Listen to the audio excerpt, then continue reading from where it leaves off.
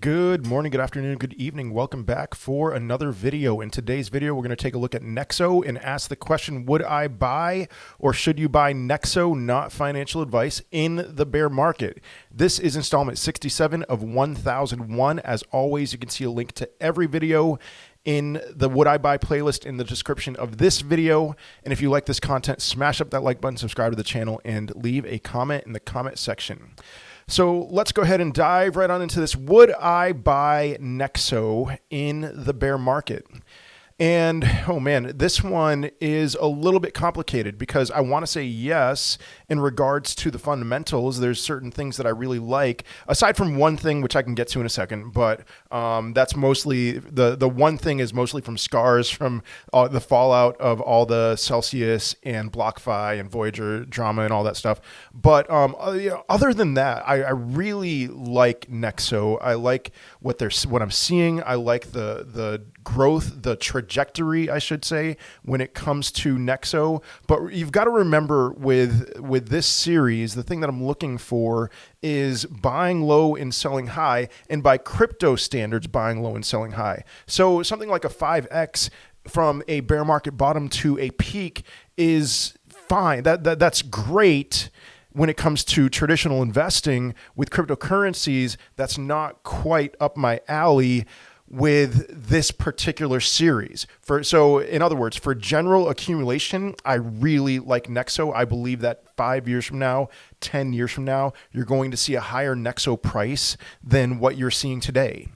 For the purpose of buying low and selling high, there's other directions I think I would go, but let me talk about that, why that's the case here before moving into some of the fundamentals. If you don't know anything about NEXO, I would really recommend that you stick around, even though this may be a no for me in this series.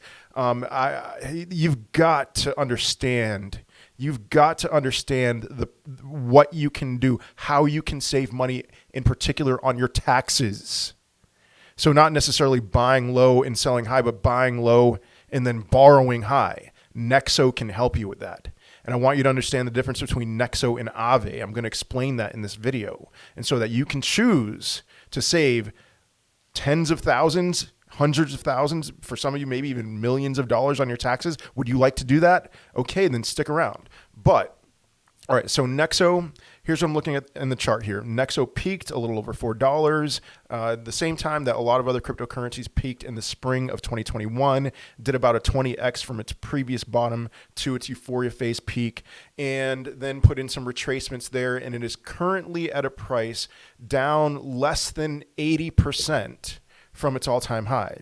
And so most cryptocurrencies I look at, they're down 90% or more from their all-time high. And so what I see with NEXO, when I see it down, only 80%, is a sign of strength that NEXO is holding on for the long haul. Now, some of that has to do with the fact that people have fled, obviously, naturally, from the exchanges that have shut down, from Celsius, from BlockFi, from FTX, and they're looking for a new place. And NEXO now offers them that. That's not how they started out. They started out as a lending platform, but they have grown and evolved into something much bigger than that, which is fantastic. They used to be more, similar to Aave, but with some differences. We're going to take a look at those differences, and now they're just growing as the space grows. So if it were to be a choice between NEXO and Aave, I would definitely be buying NEXO. Aave was a no for different reasons. But I like Aave and I like NEXO too. So looking at the differences between NEXO and Aave, when it comes to the lending side, because NEXO offers a lot more than just their lending.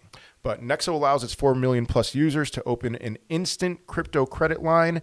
NEXO has processed over 80 billion in loans since its launch in 2018. Users can borrow cash or stablecoins by putting up their crypto as collateral. I didn't actually research this. I'm assuming, as with Aave, that you put in more than you're borrowing because of the volatility of crypto. And then if it gets below a certain percentage, it gets liquidated. But then you don't repay your loan. You just hold on to the stablecoins or fiat that you have, if you've converted your stablecoins to fiat that you have received. Loans up to 2 million get instant approval. No origination fees and no monthly payments. See, you could pay that back if you want. Moreover, funds become available within 24 hours. I mean, try doing that at a bank. If you want to take out a $300,000 loan to put money into a house or to buy a house, good luck doing that in a bank. Users can earn daily interest payments on their holdings. Crypto loans is a highly valuable service that is expected to grow exponentially in the coming years and decades. I very much believe that. Now you compare that to Aave. Aave is an automated decentralized bank. As with NEXO, it allows for borrowing and lending money. However, users deal directly peer-to-peer. As with Uniglow, which we're not going to look at, that's also in this article. Aave is completely run by those who hold Aave tokens.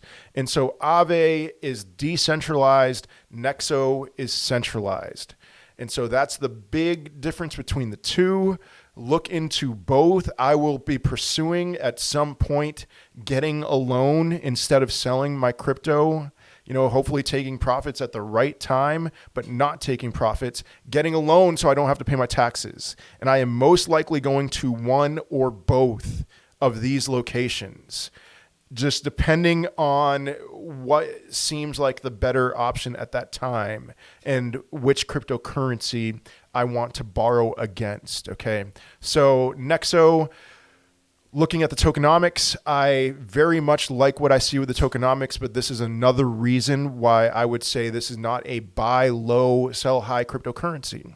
And so here we go. For the past 2 years, as a part of the tokenomics overhaul of NEXO, the company has been repurchasing its native token from the open market.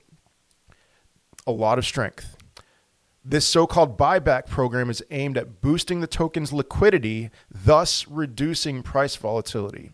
There's a limited supply of the NEXO token with a hard cap of 525 million NEXO tokens. So hard cap, no inflation. That in itself is fantastic. If you watch my video from yesterday, I talked about Mina. I love Mina as far as its potential is concerned, but 7% annual inflation into perpetuity. Oh my goodness, that makes me want to pull my hair out.